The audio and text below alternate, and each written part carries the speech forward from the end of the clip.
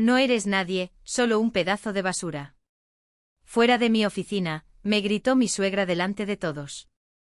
Ella ni siquiera sospechaba que su negocio multimillonario se sostenía con mi dinero. Ese día, decidí mostrarle cuánto vale en realidad la basura. Isabela Vargas irrumpía en cualquier lugar como si el mundo entero tuviera la obligación de detenerse y escuchar su última perorata. Aquel martes 15 de marzo entró en la oficina de su empresa de tecnología, Tecno Vargas, con la cara de una nube de tormenta y ojos que lanzaban relámpagos en todas direcciones. ¿Dónde está esa inútil?, bramó apenas cruzó el umbral. ¿Dónde está mi querida nuera? Los empleados se encogieron instintivamente detrás de sus monitores. Los programadores fingieron estar absortos en el código. Los gerentes descubrieron de repente llamadas urgentes que hacer, y los diseñadores se clavaron en sus bocetos con un fervor que parecía cuestión de vida o muerte. Levanté la cabeza de los informes financieros. Después de 3 años trabajando en la empresa familiar de mi esposo, ya estaba acostumbrada a escenas como esta, pero cada vez sentía como algo se retorcía en un nudo doloroso dentro de mí. Aquí estoy, señora Isabela, dije con calma, apartando la silla del escritorio. Por fin. Mi suegra cruzó el espacio abierto de la oficina a grandes zancadas, sus tacones resonando contra el suelo laminado con un ritmo amenazante. ¿Puedes explicarme qué demonios está pasando con el presupuesto del proyecto para la Comisión Federal de Electricidad? Me levanté lentamente sintiendo las miradas de mis compañeros sobre mí. Mateo, mi esposo y director técnico nominal de la empresa, estaba sentado en un rincón lejano y deliberadamente no levantaba la vista de su pantalla. Si se refiere al sobrecosto del 23% sobre el presupuesto inicial, se debe a, me importan un bledo tus excusas, me interrumpió Isabela, agitando unos papeles impresos. Arruinaste el proyecto. Por gente como tú, la empresa tiene pérdidas. Apreté los puños con rabia, pero mi voz se mantuvo serena. El aumento del presupuesto está relacionado con los requisitos adicionales del cliente, que llegaron después de firmar el contrato. Advertí sobre la necesidad de revisar los términos, pero usted insistió en que aceptáramos todos los cambios sin ajustar el costo. No te atrevas a darme órdenes, chilló mi suegra. Tú estás aquí solo porque te acostaste con mi hijo. No tienes ninguna habilidad real, no sirves para nada. Solo causas problemas. El silencio en la oficina se volvió ensordecedor. Hasta el aire acondicionado parecía haberse callado, expectante. Sentí una oleada de vergüenza y furia subir desde mi estómago hasta mi garganta. Señora Isabela, discutamos esto en su despacho, le propuse en voz baja. No tengo nada que discutir contigo. No eres nadie, solo un pedazo de basura. Fuera de mi oficina. Las palabras quedaron suspendidas en el aire como una bofetada. Sentí que el tiempo se detenía. Vi los ojos desorbitados de Carmen de contabilidad, la mirada compasiva de Carlos, nuestro mejor desarrollador, y la total confusión del nuevo becario, Luis.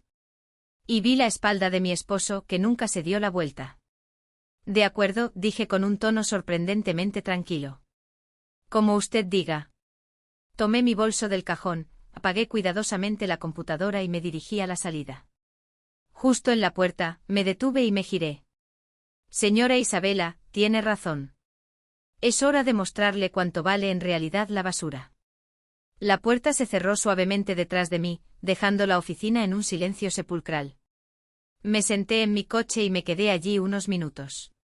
Mirando el cielo gris de la Ciudad de México a través del parabrisas, mis manos temblaban, no por la humillación, sino por la decisión que había estado madurando en mi cabeza durante meses y que ahora, finalmente, había tomado forma.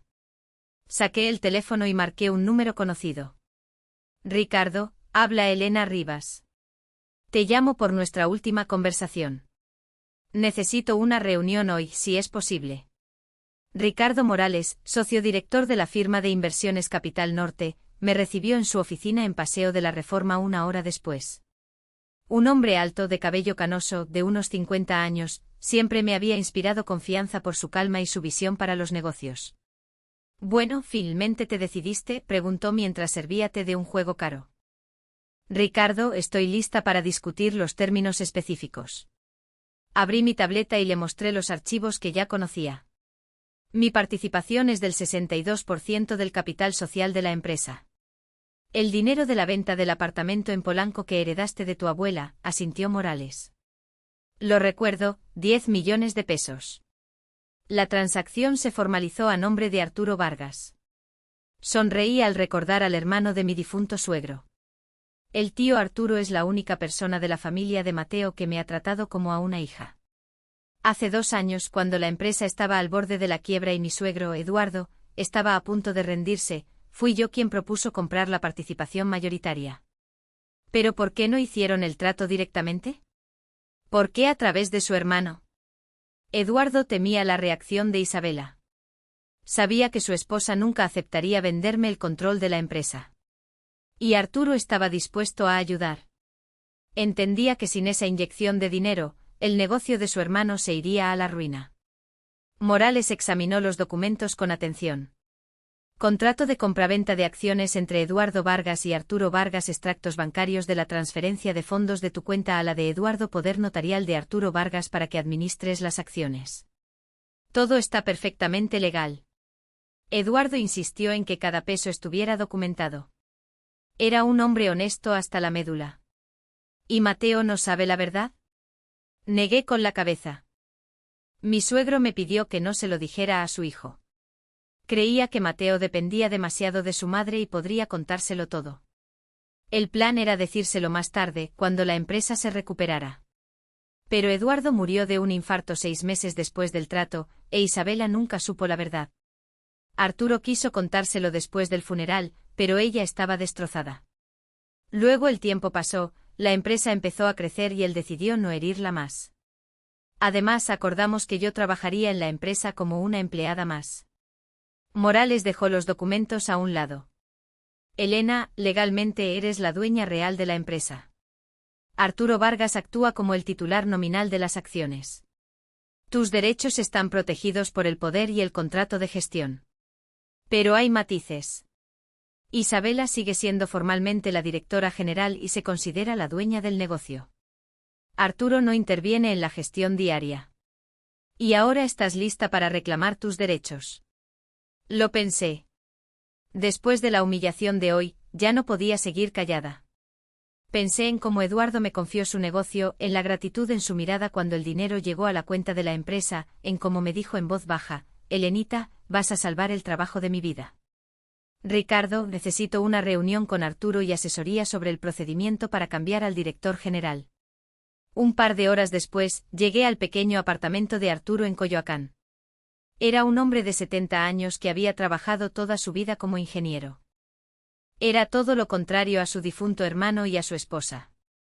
Tranquilo, reflexivo, con una mirada suave y la costumbre de pensar cada palabra antes de decirla.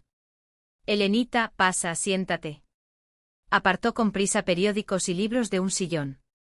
¿Quieres té o café? Tengo un café de Veracruz muy bueno. No, gracias, tío. Vengo por otro asunto. Necesitamos hablar seriamente. Me senté en el borde del sillón, sintiendo como todo mi interior temblaba por la decisión que había tomado. El anciano me miró atentamente y asintió. Lo sé. Me llamó Carlos, me contó la escena de hoy en la oficina. Isabela se pasó de la raya. ¿Hablas con Carlos? Creí que... Es el hijo de mi hermano menor. A veces pasa a visitarme, me cuenta cómo van las cosas en la empresa. Dice que tú sola llevas toda la parte financiera, mientras que Isabela solo grita y exige. Saqué una carpeta con documentos de mi bolso. Tío Arturo, ya no puedo seguir así. No puedo soportar los insultos diarios y ver cómo se desmorona el negocio en el que invertí no solo mi dinero, sino también mi alma. ¿Y Mateo?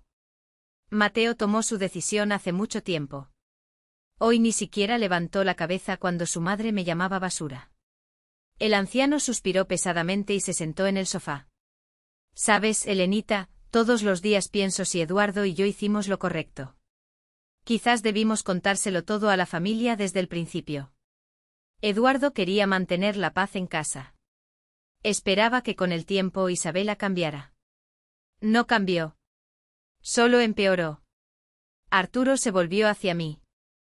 ¿Qué propones? Abrí los documentos. Un cambio de director general. Según los estatutos de la empresa, esa decisión se toma por mayoría de votos de los accionistas. Yo tengo el 62%. Es más que suficiente. ¿Y a quién ves en el puesto de director? A mí misma, por ahora. Tengo la experiencia, la formación y el conocimiento del negocio. Y lo más importante, conozco la empresa desde dentro. Arturo guardó silencio durante un largo rato mirando los papeles. ¿Y qué pasará con Mateo? A fin de cuentas, es tu esposo. Mateo puede seguir como director técnico si quiere trabajar en lugar de fingir que trabaja, o puede buscar su camino en otro lugar. Elenita, ¿entiendes que después de esto no habrá vuelta atrás? Isabela no te lo perdonará, y lo más probable es que Mateo se ponga de su lado. Asentí. Lo entiendo. Pero ya he tomado una decisión. Esta mañana me desperté siendo la esposa y la nuera que intenta complacer a todo el mundo, y ahora solo quiero ser yo misma. De acuerdo. Arturo se acercó a su escritorio. Entonces preparemos todo lo necesario. Mañana convocaremos una junta extraordinaria de accionistas. Trabajamos hasta tarde preparando los documentos. Llamé a un abogado, afinando los detalles del procedimiento, redactando el orden del día. Arturo preparaba café y contaba historias de cómo su hermano había creado la empresa. Eduardo soñaba con que Tecnovargas fuera un negocio familiar, que pasara a sus hijos y nietos. Creo que estaría feliz de que tú te hayas encargado de salvarlo. ¿Y si no puedo con esto? Claro que puedes. Llevas 2 años manteniendo la empresa a flote. Isabela simplemente no se da cuenta. A las 9 de la noche, iba camino a casa con un maletín lleno de documentos y la sensación de que mi vida estaba dando un giro radical. El teléfono no paraba de sonar con llamadas de mi esposo, pero no contesté. Mañana sería un día completamente diferente. Por la mañana, me desperté en un apartamento vacío. Mateo no había pasado la noche en casa, probablemente se quedó con su madre o con amigos. Sobre la mesa de la cocina había una nota escrita con su letra torpe: mamá dice que estás despedida. ¿Por qué lo arruinaste todo? Necesitamos hablar. Arrugué el papel y lo tiré a la basura. A las 10 de la mañana estaba programada la junta extraordinaria de accionistas de Tecnovargas, y pensaba llegar lista para la batalla. A las 9:30, llamó Arturo. Elenita, Isabela está furiosa. Mateo le llevó la notificación de la junta. Ya me llamó gritando que es una tontería, que no hay más accionistas que ella en la empresa. ¿Y qué le respondiste? Le dije que iría y se lo explicaría todo. Exigió que llevara los documentos que prueban mis derechos sobre las acciones. Perfecto. Estaré en la oficina a las 10. Nos vemos allí. Elegí mi atuendo con cuidado. Un traje sastre azul oscuro, joyas mínimas, el cabello recogido en un moño bajo. Ni una pizca de disculpa o inseguridad. Hoy no era la nuera humillada, sino la propietaria de la empresa. En la oficina de Tecnovargas reinaba un silencio tenso. Los empleados se miraban entre sí, claramente comentando el escándalo del día anterior. Carlos se me acercó de inmediato.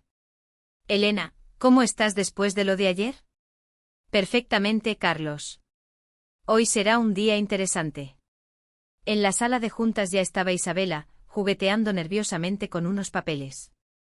A su lado, Mateo con cara de pocos amigos. Al verme, mi suegra se puso de pie de un salto. ¿Qué haces aquí? Te despedí. Señora Isabela, por favor, siéntese. Pronto lo entenderá todo. En la puerta apareció Arturo con un maletín. Detrás de él, un hombre desconocido con un traje elegante. Permítanme presentarles, dijo el anciano. Él es el licenciado Sergio Larín, notario público. Levantará el acta de la junta. ¿Qué junta?, chilló Isabela. Arturo, ¿qué es este teatro? Arturo se sentó a la mesa y abrió su maletín. Isabela, siéntate. Es hora de contarte la verdad sobre lo que pasó hace 2 años. La siguiente media hora fue como un balde de agua fría para Isabela Vargas. Arturo, metódicamente, documento por documento, explicó el esquema de nuestra transacción. El contrato de compraventa de acciones entre Eduardo y él, los extractos bancarios que confirmaban que el dinero provenía de mi cuenta, el poder notarial para administrar el paquete de acciones. Eso es imposible, palideció Isabela. Eduardo no pudo vender la empresa sin mi conocimiento a esta advenediza. No pudo. Pudo y lo hizo, respondió Arturo con calma. Según la ley, tenía todo el derecho de disponer de la empresa como considerara oportuno. Y no tenía otra opción. O le vendía la participación mayoritaria a Elena, o lo perdía todo. Mateo permanecía en silencio con la boca abierta, tratando de asimilar lo que oía.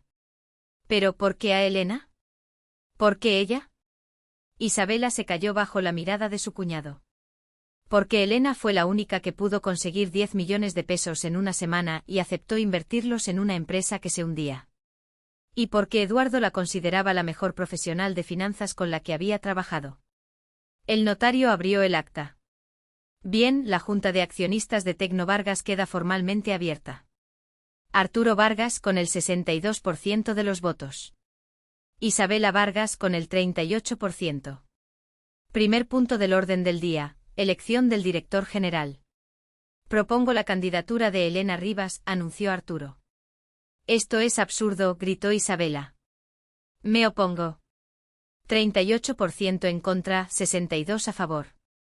La decisión está tomada, constató el notario. Después de formalizar todos los documentos, Arturo se recostó en su silla y se pasó una mano cansada por la cara. Elenita, es hora de terminar lo que empezamos hace 2 años. Ya no tiene sentido esconderse. Vamos a transferir el paquete de acciones a tu nombre. Asentí. Había esperado mucho tiempo este momento, pero ahora no sentía triunfo, sino un extraño vacío. Tío Arturo, ¿estás seguro? Cariño, a mi edad ya no estoy para juegos.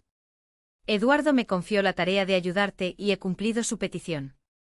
Ahora es el momento de que todo ocupe su lugar. Isabela había permanecido todo el tiempo sentada, pálida, apretando los puños.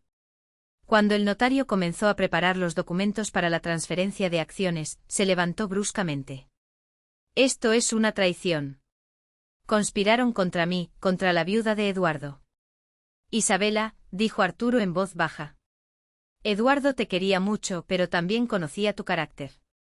Me pidió que me asegurara de que su negocio no muriera por culpa de la ambición y el orgullo. Yo construí esta empresa durante 30 años. Tú gritabas y exigías. Quien la construyó fue mi hermano, y durante los últimos 2 años, Elena. Isabela tomó su bolso y se dirigió a la salida a toda prisa. En la puerta, gritó con furia, no esperen que olvide o perdone esto jamás. La puerta se cerró de un portazo. Nadie volvió a verla en las oficinas de Tecno Vargas. Mateo estaba sentado en silencio mirando sus manos. Cuando todos los trámites terminaron y el notario se fue, me senté junto a mi esposo. Mateo, tenemos que hablar. Yo no lo sabía, te lo juro. No sabía nada de las acciones, del dinero. Lo sé. Pero el problema no es ese. Lo miré fijamente a los ojos. El problema es que ayer, cuando tu madre me estaba humillando, te quedaste callado. Como te has quedado callado cientos de veces antes. Elenita, ¿qué podía hacer? Ya conoces a mi mamá, es inútil discutir con ella. Podías haberte levantado y dicho, no te atrevas a hablarle así a mi esposa. Podías haberte ido conmigo. Podías haberme abrazado después y decirme que mamá no tenía razón. Mateo sonrió con tristeza. ¿Y ahora qué? ¿Me vas a despedir por no haberlo hecho? ¿Me echarás de la empresa? No. Eres un buen programador, Mateo. Puedes quedarte si quieres, pero te advierto que no habrá favoritismos ni concesiones por lazos familiares. Desde hoy, eres un empleado más con las mismas exigencias que todos. Y por supuesto en el futuro serás el heredero de las acciones que te deje tu madre. Y nosotros, hizo un gesto vago con la mano. Me levanté y me acerqué a la ventana. Abajo en el Paseo de la Reforma, la gente se apresuraba, los coches circulaban. La gran ciudad vivía su vida normal. Mañana presentaré los papeles del divorcio. Creo que ambos necesitamos tiempo para entender quiénes somos sin todo este drama familiar. Pero yo te quiero, Elena. Me di la vuelta para mirarlo. ¿A quién intentas engañar ahora? ¿A mí o a ti mismo? El amor no son solo palabras, son acciones. Es estar dispuesto a proteger a quien amas. Es respeto. Y eso es algo que nosotros perdimos hace mucho tiempo. Se fue sin decir una palabra más. Me quedé sola en la sala de juntas. Arturo asomó la cabeza por la puerta. ¿Cómo estás, nueva directora general? Extraña. Llevo 2 años soñando con este momento y ahora me siento vacía. Es normal. La justicia no siempre trae alegría, pero sin duda trae paz. Asentí. Afuera empezaba a anochecer. Mañana me esperaba mi primer día como directora oficial de la empresa. Había mucho por hacer, reorganizar los procesos de trabajo, nuevos proyectos, quizás ampliar la plantilla. El divorcio y una nueva vida. Pero lo más importante era que ya no tenía que demostrarle a nadie que no era basura. Se lo había demostrado a mí misma.